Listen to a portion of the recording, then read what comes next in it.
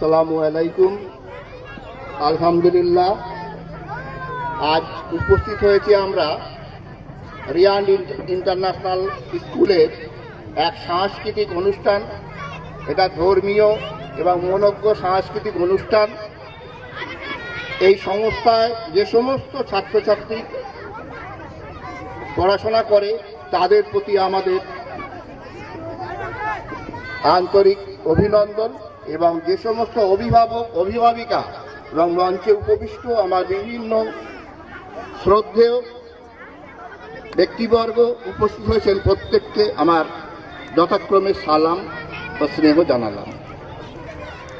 এই Riyan international school আমার নাসিমুল ভাই মহান উদ্যোগ নিয়ে তৈরি করেছেন। আমাদের ধর্মীয় একটি বক্তব্য রয়েছে, আল ইলম ফারজুন, এবং আমরা যেটা বাংলায় বলি শিক্ষাই জাতির মেরুদণ্ড, যে শিক্ষা ছাড়া কোনো কিছু এগিয়ে যাওয়া যায় না।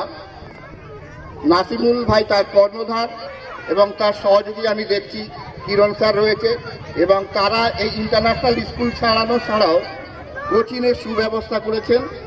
আজকে এলাকার ছাত্রছাত্রী আর সুশিক্ষায় শিক্ষিত হোক, এটাই আমরা কামনা করি, এবং সমাজকে এই ধরনের বিভিন্ন সুন্দর অনুষ্ঠান, মনোজ্ঞ সাংস্কৃতিক অনুষ্ঠান উপহার দেওয়ার জন্য আমি তাদের প্রতি আন্তরিকভাবে কৃতজ্ঞ।